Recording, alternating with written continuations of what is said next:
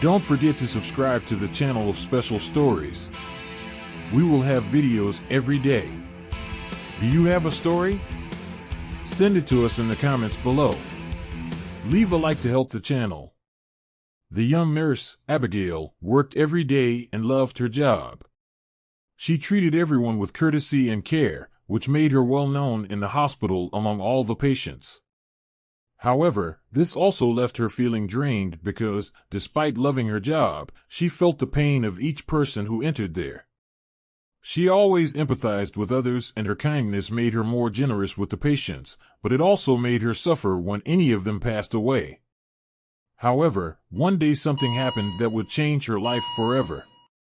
Abigail was on duty during the early morning at the hospital. The shift was quiet, but suddenly ambulances arrived and the doctors rushed out with a young man and a young woman who were both badly injured and unconscious. As always, Abigail was ready and did everything she could to assist the doctors in saving their lives. Hours passed. Unfortunately, the young man did not survive, but the young woman did, although she remained in a coma, and the doctors said it could last for days or months until she woke up. Shortly after, the families of the two young people arrived at the hospital, and it was a shock for both of them to learn what had happened to their loved ones. Abigail then learned everything that had happened. The two were a couple and had come from a party with some friends. The young man, the boyfriend of the young woman named Naomi, had been drinking and as a result, crashed the car into a pole at high speed. Neither of them was wearing a seatbelt, which resulted in their severe injuries. The young man did not survive and passed away shortly after arriving at the hospital. Naomi, the 18-year-old young woman, suffered a head injury and had a traumatic brain injury, which put her in a coma. The young girl's parents were crying for their daughter's condition and praying for her to wake up soon, but only time would tell when or if she would improve. Abigail, like other nurses, started taking care of Naomi as the days passed. Abigail developed a special affection for Naomi, as everyone said she looked like Sleeping Beauty due to her beauty and endless sleep. 90 days had passed and Naomi remained in the same vegetative state, showing no signs of reaction. Despite that, her parents visited her every day and talked to her about all the news, which touched Abigail deeply.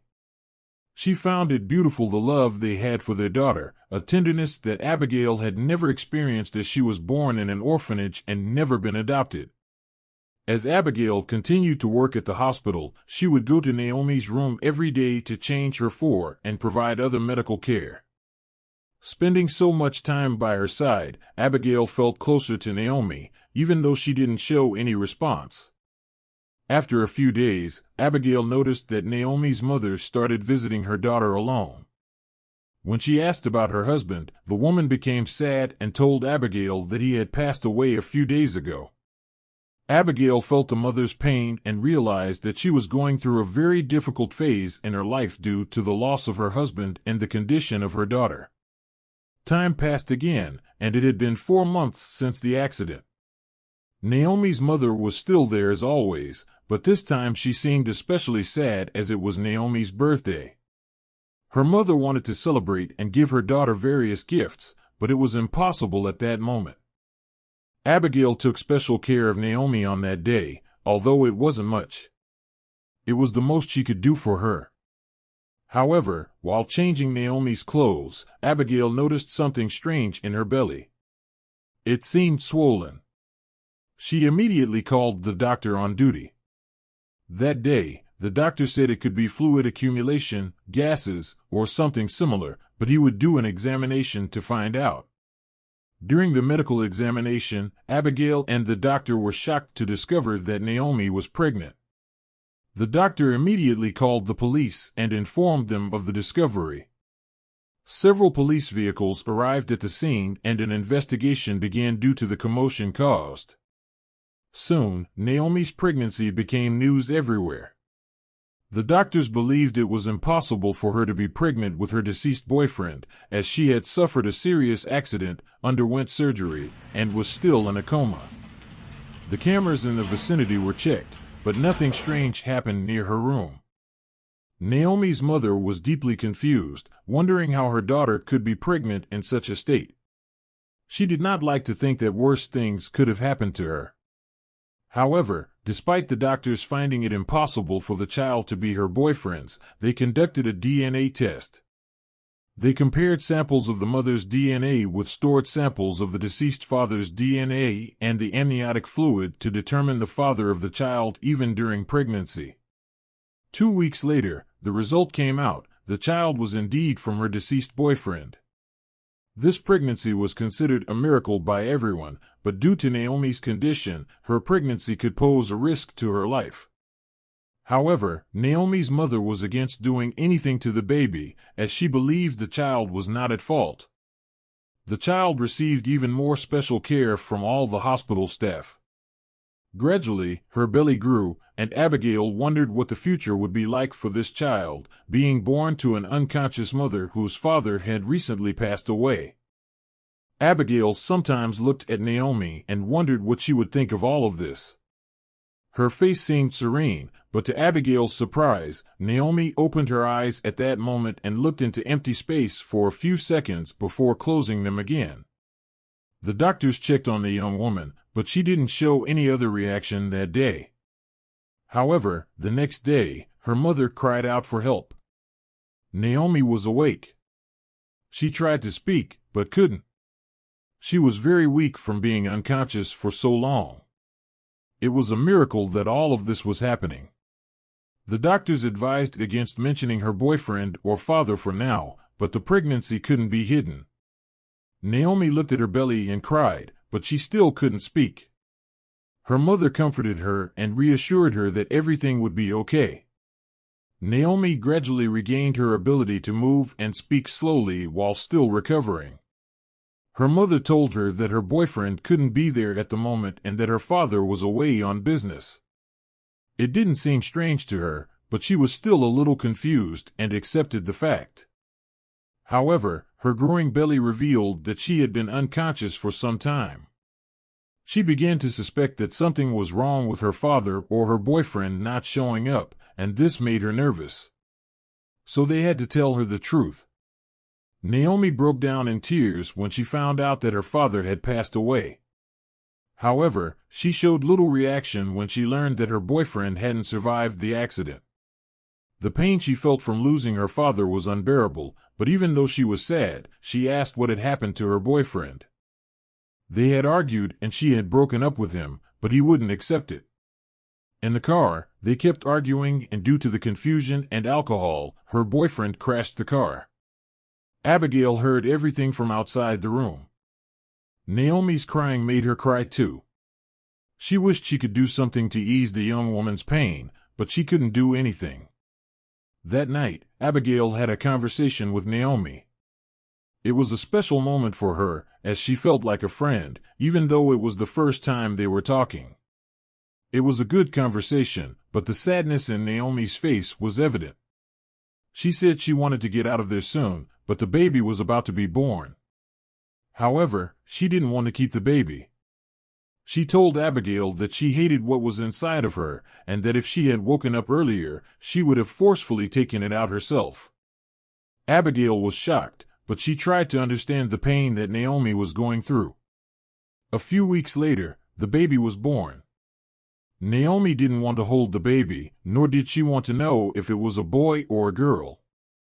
Abigail watched it all, but she couldn't blame the young woman, as she could be suffering from post-traumatic stress or postpartum stress. A lot had happened to Naomi.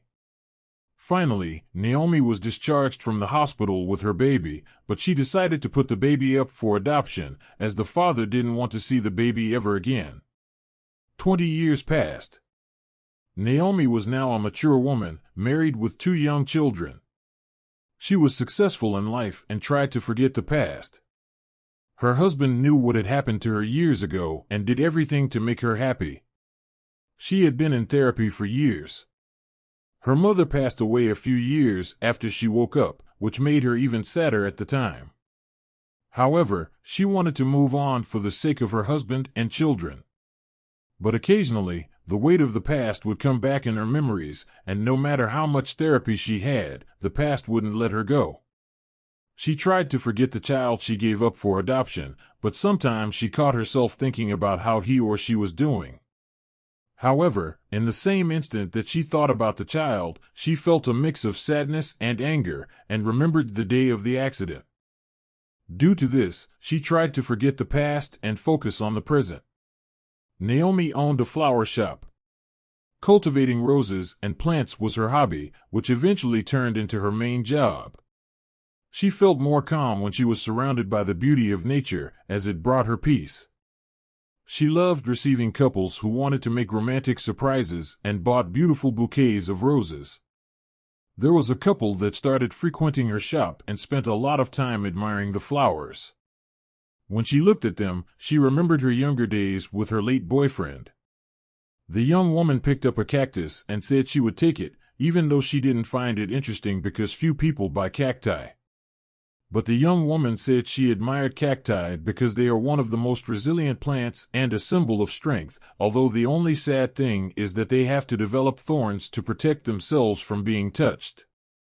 The man was impressed by the young woman's wisdom. She gave him the cactus, and the couple left. Days later, the couple was back at the shop. Naomi greeted them, and the young man said they would take a rose because someone dear to them had passed away. Naomi noticed the sadness in both of them, but the young man seemed more shaken. So she gave them one of the most beautiful roses she had, without charging anything. They were both surprised and thanked her profusely. That couple reminded her a lot of her past, and combined with the pain of losing someone close, it made her remember even more. Days passed, and she still felt haunted by the past, although it was fading in her mind. She thought a lot about it and made a decision.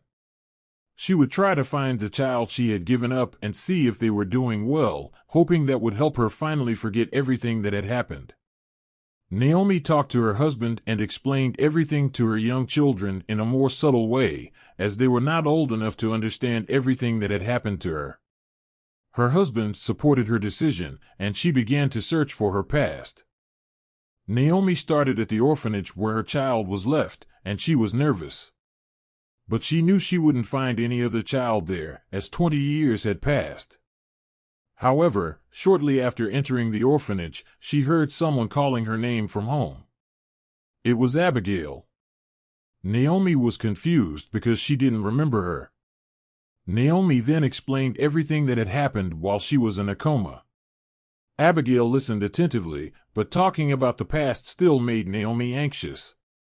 She asked Abigail what she was doing there. Abigail was sincere and said that Naomi's case had affected her deeply because she was there, witnessing every moment from the accident's arrival until the moment she left and gave up the child. Abigail used to visit the orphanage occasionally to check on how the child was doing. During these visits, she had contact with the other children and, knowing what it's like to live in an orphanage, she grew attached to all of them. She started visiting the orphanage more frequently, and then an opportunity arose to work in the infirmary there. She didn't think twice and applied for it. From that day on, she said she found her purpose in life and loved all those children. That's why she continued to work there. She didn't ask about your child because she wanted to see her, as she felt that something was missing in her life, and an unexplained burden always weighed on her conscience. Abigail looked at her for a moment and said, "I stood by your child's side from the moment she entered until the time she left. Your baby was never adopted and left when she turned 18. I still have contact with your child, but I need to warn you that you're trying to contact her, and for that reason, I can't tell you anything else about her whereabouts." Naomi didn't understand and gave her the address of her flower shop as she left. She noticed some cacti at the entrance, placed higher to prevent children from reaching them, with the symbol of her flower shop on them. She asked Abigail why there was a cactus there. Abigail said she liked cacti because they are a symbol of strength, but the only sad thing is that they had to grow thorns to adapt to difficulties, preventing others from touching them. However, she kept them high so they wouldn't hurt children. At that moment, Naomi's heart skipped a beat. She asked who brought the cactus, and Abigail said it was one of the girls who lived in the orphanage. Naomi left crying without saying anything to Abigail. Finally, she found out that her baby was that girl who always came with a boy from her florist, as she spoke the same words about cacti and had also lived in the orphanage. She felt a mix of emotions she didn't know how to express. She barely slept that night. The next day, while at the florist, the same girl from that day came into the shop. Naomi was emotional and apologized to the young girl right away, but the girl said it wasn't her. Naomi was surprised and listened to the girl. She introduced herself as Marta and explained that she was born in the orphanage but was adopted at the age of 14. However, she had always kept in touch with Abigail. Marta explained to Naomi that Dominic, Naomi's son, had sought her help because he knew what had happened and thought his mother didn't want him. So, he asked for Marta's help and pretended to be a couple so he could go to the florist and see his mother without raising suspicions. But recently, one of his childhood friends had died, and it had deeply affected him. Abigail contacted Dominic, but he was too sad and still believed that his mother wouldn't want to see him. That's why Marta went to Naomi on his behalf, so he could at least try to talk to her. Marta and Naomi immediately went to Dominic's home, which was a humble place, but Naomi could see the various roses at the entrance that he had bought from her. She rang the doorbell, and Dominic opened the door. Upon seeing her, he accidentally said the word mother and immediately hugged her. They both cried with emotion. Mother and son talked for hours. She apologized for leaving him in the orphanage, but Dominic said it wasn't her fault and that he knew she must have gone through something terrible, and she did her best for him at that time. Dominic also told her that Abigail had always treated him well and protected him. She was always there for him, and this made him happy to know that someone took care of his son when she couldn't. Dominic met Naomi's husband and siblings and became a part of her life. Naomi knew that the past might not be erased, but she began to love her son. She wished she could go back in time and change her decision, but time doesn't turn back.